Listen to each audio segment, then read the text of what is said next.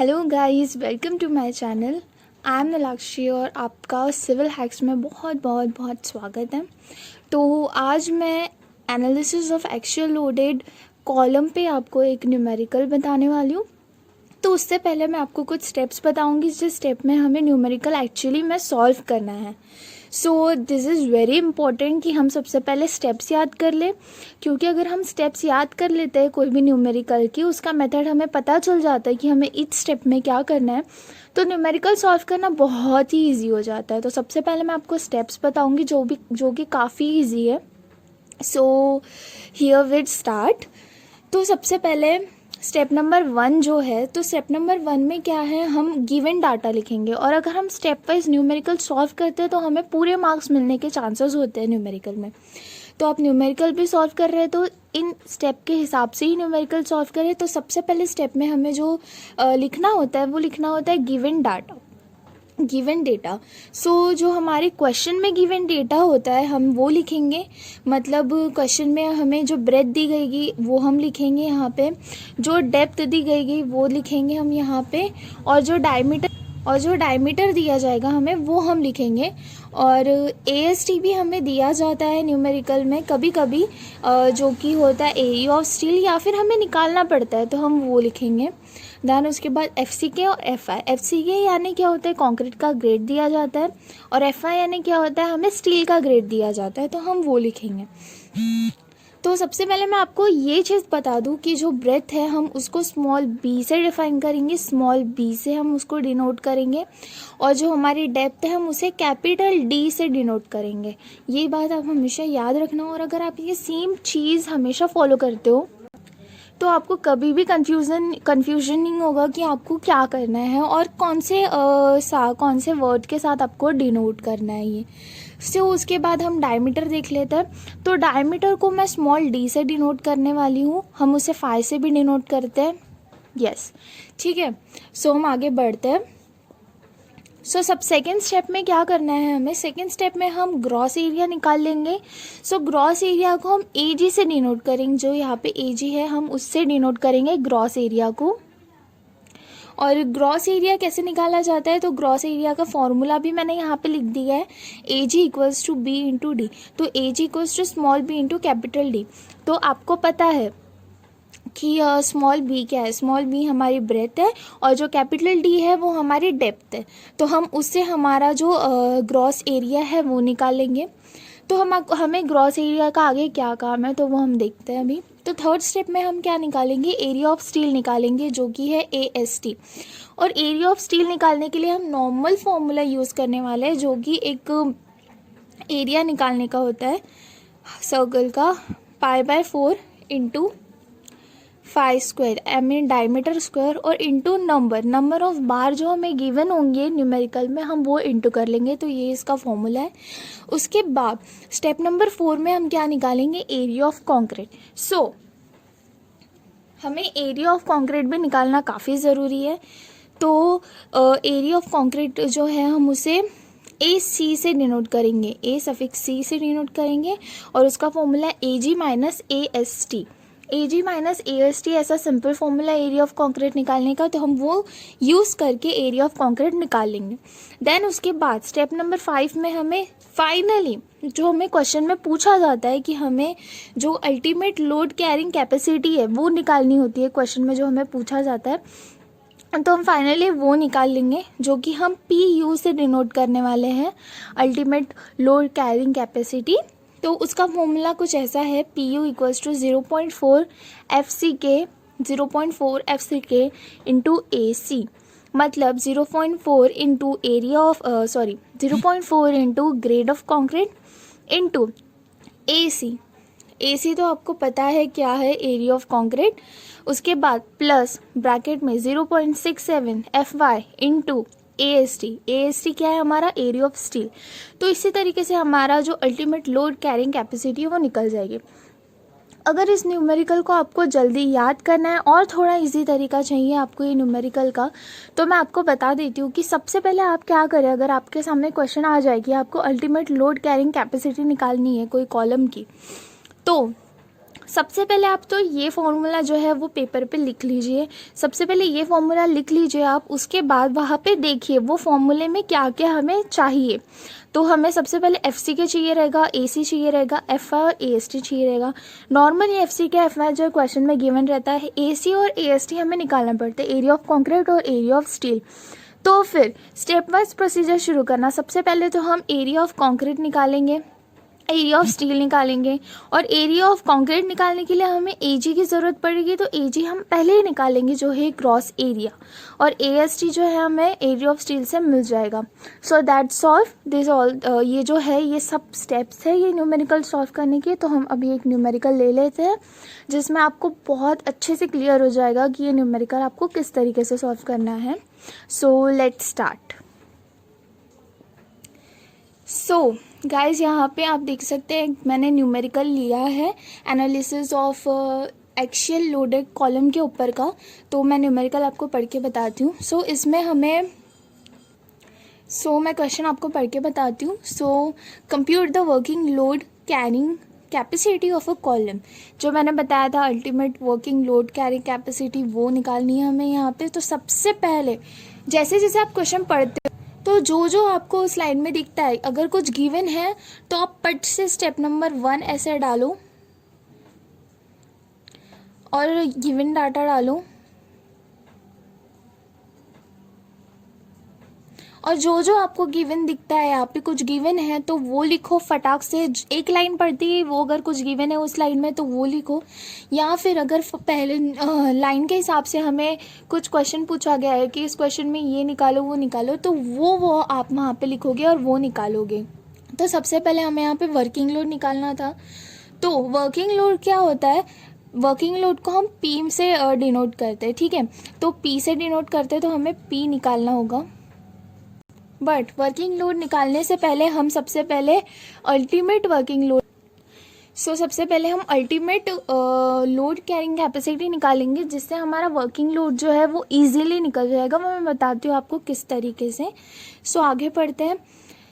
हमें एक कॉलम दिया गया इस साइज़ का 230 बाय 350 mm। तो हमेशा याद रखना जो पहली छोटी साइज़ दी जाती है, जैसे यहाँ पे 230 और बाय 350 दिया है, जो पहली साइज़ दी जाती है वो हमेशा ब्रेथ होती है हमारी। तो ब्रेथ को हम बी से डिनोट करने वाले थे, स्मॉल बी से। तो मैं यहाँ पे लिख देती हूँ ब्रेथ हमारी क्या है। उसके बाद हमने डेप्थ दी गई है, तो डेप्थ को हम कैपिटल डी से डिनोट करने वाले थे। तो मैं यहाँ पे कैपिटल डी से डिनोट करके वो डेप्थ लिख लेती हूँ। उसके बाद बोला गया है having 6 number of 12 mm of diameter used M20। I am seriously sorry guys, मुझे पता ही नहीं चला कब मेरा वीडियो जो अपने आप बंद हो चुका था। मैं आगे आगे बढ़ती रही और मैंने स्टेप नंबर 2 तक लिखना शुरू कर दिया और बोलना भी शुरू कर दिया था। I am literally sorry, but मैं आपको फिर से बता देती हूँ कि उसमें क्या क्या था। तो हमने डेप्थ तक तो देख लिया था। उसके बाद हमें क्वेश्चन में दिया गया था 6 नंबर्स ऑफ बार। तो हम 6 नंबर्स ऑफ बार जो है वो एन से डिनोट करने वाले थे, मैंने आपको पहले भी बताया था। तो मैं एन के आगे 6 लिख लेती हूँ। उसके बाद जो बार का डायमीटर दिया गया है वो हमें दिया गया है 12 mm। तो डायमीटर को हम स्मॉल डी से डिनोट करने वाले थे, तो डायमीटर को मैंने स्मॉल डी से डिनोट करके 12 mm लिख लिया है। उसके बाद हमें मटेरियल जो जो यूज़ हुआ है उस कॉलम में उसका ग्रेड दिया गया है। तो सबसे पहले कंक्रीट का ग्रेड दिया है M20, और उसके बाद स्टील का ग्रेड दिया है जो है FE 415। तो मैं वहाँ पे FCK और FY लिख लेती हूँ। द नेक्स्ट स्टेप इज़ जो सेकेंड स्टेप है हमारी। सेकेंड स्टेप में हमें क्या निकालना है, हमें सेकेंड स्टेप में निकालना है ग्रॉस एरिया। तो ग्रॉस एरिया का फॉर्मूला क्या था वो मैंने आपको बता दिया था, जो कि था AG = B × D। जो नॉर्मल एरिया का फॉर्मूला होता है ब्रेथ इंटू डेप्थ, लेकिन इसमें डिफरेंस बस इतना है कि जो डिनोट करने की जो वर्ड्स है, जो लेटर्स है, वो हमने थोड़े डिफरेंट लिए गए हैं हमारे फॉर्मूलाज के हिसाब से। तो हम वैसे लिख लेते हैं। हमारी जो ब्रेथ थी वो थी 230 सॉरी, एंड जो हमारी डेप्थ थी वो थी 350। मैं ये निकालूंगी कैलसी से कैलकुलेट करके। मैं आपके सामने सब कुछ निकाल के बता रही हूँ। 230 × 350 एज यू कैन सी।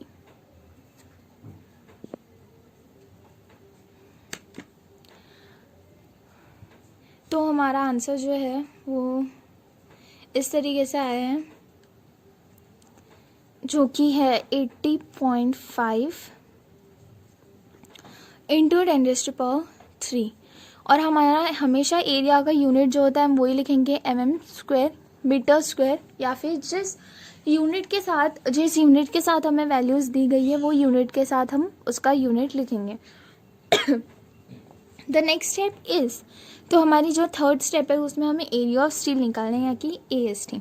तो step number 3, area of steel. तो आप इसे थोड़ा और सिस्टमेटिक तरीके से लिख सकते हो, जैसे आप लिख सकते हो calculation of area of steel. तो बहुत अच्छे मार्क्स मिलते हैं जो इन्विजिलेटर होता है हमारा, जो हमारे पेपर्स चेक करता है, उस पर अच्छा इंप्रेशन पड़ता है और वो अच्छे मार्क्स देता है हमें। या दिस इज़ अ फैक्ट, ये हमें लॉजिक भी नहीं लगता है, इसमें कोई सेंस नहीं है, कुछ नहीं है, but it is a fact कि हम जितने अच्छे प्रेजेंटेबल रहेंगे हमारे पेपर में उतने अच्छे मार्क्स हमें मिलते हैं हमारे पेपर में। तो एरिया ऑफ स्टील निकालने के लिए तो AST है, AST से हम डिनोट करेंगे। और एरिया ऑफ स्टील का मैंने फॉर्मूला आपको बताया था क्या है, जो कि है π/4 into diameter D² into n। तो हमें हर चीज़ अब हमने गिवन है तो हम निकाल लेते हैं। सो π/4 इंटू डायमीटर दिया है हमें 12 mm, सो 12 का स्क्वायर, और n था नंबर ऑफ बार्स, और नंबर ऑफ बार्स दिए हमें 6, तो 6। तो मैं इसे निकाल लेती हूँ कैलकुलेट करके कैल्सी में। हमेशा याद रखना कैल्सी में कोई भी वैल्यू डालने से पहले अगर ब्रैकेट है तो ब्रैकेट बरोबर डाल के ही उसको सॉल्व करना, क्योंकि अगर ब्रैकेट है और हमने ब्रैकेट नहीं डाला तो हमारी वैल्यू जो है, जो हमारा आंसर है वो अलग आ सकता है और वो बिल्कुल अच्छी चीज़ नहीं होती है और हम बहुत कंफ्यूज हो जाते हैं इसमें। सो मैंने इस तरीके से सब कुछ डाल दिया है। अब अगर आप देख पा रहे हो तो या अब देखते हैं हमारा आंसर क्या है। तो आया है हमारा आंसर 678.58 इंटू 10⁻0 है, तो हम वो नहीं लिखेंगे। और इसका यूनिट जो हमारा एरिया का यूनिट होता है हम वही लिख लेंगे mm²। या सो हम अगर आगे बढ़ते हैं, सो जो हमारी नेक्स्ट स्टेप है स्टेप नंबर 4।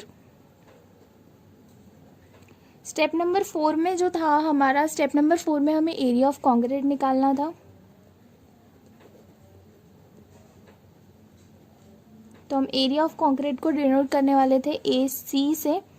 तो AC से हम एरिया निकाल लेते हैं कॉन्क्रीट का। उसका फॉर्मूला था AG माइनस AST। AG यानी gross area minus area of steel. तो हम इसे निकाल लेते हैं। तो हमारे AG पहले निकाला था 80.5 इंटू 10⁻³ माइनस AST यानी एरिया ऑफ स्टील। तो वो हमारा आया था 678.58। दोनों का यूनिट सेम है तो कुछ भी कन्वर्जन करने की ज़रूरत नहीं है हमें। सो मैं लिख लेती हूँ, मैं कैल्सी में सॉल्व कर लेती हूँ। 80.5 इंटू 10⁻³ माइनस 678.58 और हमारा आंसर कुछ ऐसा आया है 79.82 इंटू 10⁻³ mm²। या सो अब हम आगे बढ़ते हैं हमारी नेक्स्ट स्टेप के साथ। सो हमारी नेक्स्ट स्टेप जो है वो है ultimate load carrying capacity PU। सो PU का फॉर्मूला जो है मैंने आपको बता दिया था क्या है, 0.4 into FCK into area of concrete plus 0.67 into FI into area of steel. सारी वैल्यूज़ डाल देंगे 0.4 इंटू FCK था 20 इंटू एरिया ऑफ कॉन्क्रीट जो हमने अभी अभी निकाले वो है 78.82 into 10⁻³ plus next bracket 0.67 into FI था हमारा 415 इंटू AST जो हमने निकाले थे 678.58 ब्रैकेट क्लोज, और इसे कैल्शियम में डाल के हम फट से आंसर निकाल लेंगे। सो मैंने कैल्शियम में आंसर निकाल लिया है मेरे, तो आंसर जो है वो अपना ये है 827.23 इंटू 10⁻³ न्यूटन। सो हमारी सारी वैल्यूज़ जो है वो में थी जिसके हिसाब से हमने सॉल्व किया है, तो उसी के हिसाब से जो हमारा आंसर है वो भी न्यूटन में ही निकलने वाला है ऑफकोर्स। और जो अल्टीमेट लोड कैरिंग कैपेसिटी का जो यूनिट है वो है न्यूटन या फिर किलो न्यूटन।